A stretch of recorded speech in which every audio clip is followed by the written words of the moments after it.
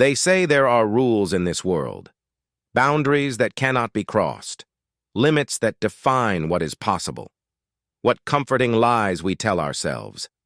Throughout history, we've watched as people place chains on their own potential, drawing lines in the sand and calling them walls, creating prisons in their minds and calling them reality. Let me tell you what reality truly is.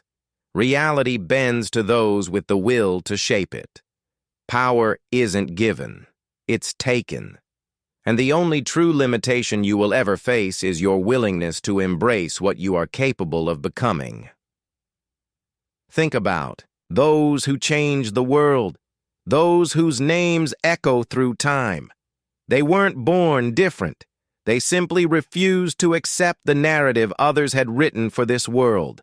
You see, strength isn't measured by how much you can lift, how fast you can run, or how many skills you've mastered.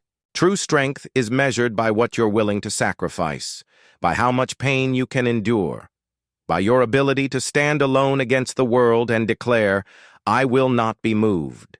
Look at yourself now. What do you see? Do you see the reflection of what others have told you to be? Or do you see what lies beneath? Untapped potential, restrained by fear, by doubt, by the desperate need to belong. Belonging is for those who cannot stand alone. Acceptance is the consolation prize for those unable to command respect. When the truly powerful face challenges, they don't seek merely to win. Winning implies there was ever a contest to begin with. They seek to dominate, to establish beyond any doubt the natural order of things. At the top, those who refuse to compromise their vision. At the bottom, everyone else. What keeps most people from greatness isn't lack of talent. It's the capacity for self-delusion. The ability to convince yourself that you are less than you could be.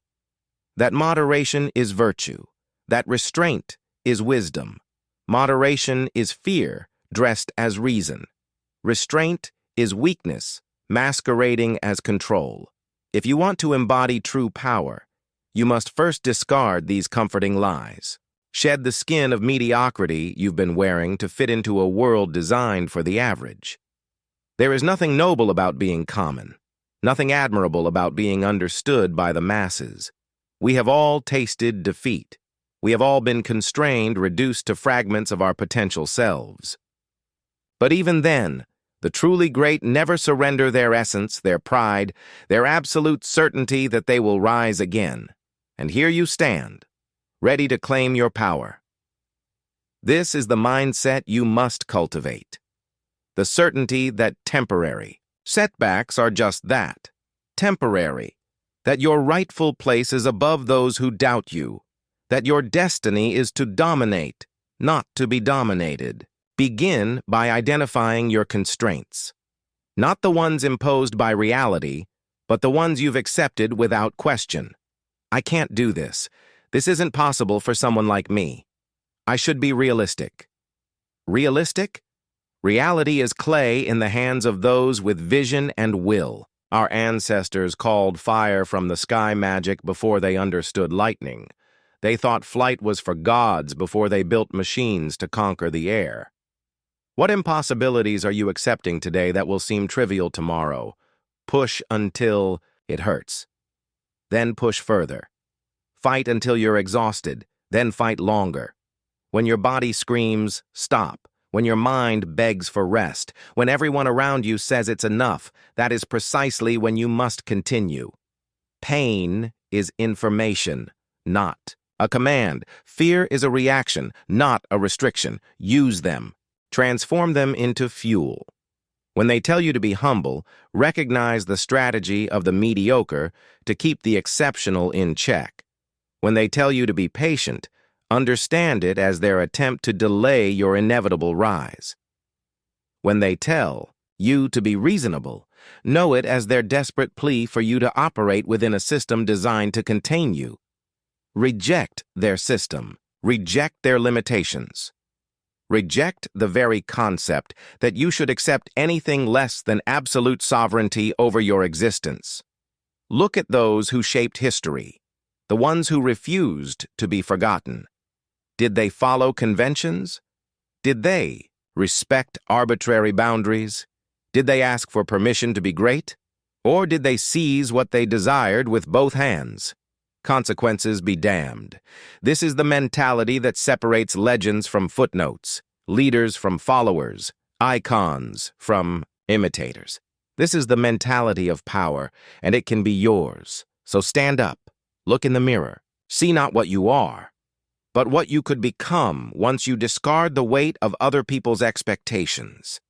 Embrace the fire within you, not to destroy, but to transform, not to harm, but to rebuild yourself into something beyond conventional understanding.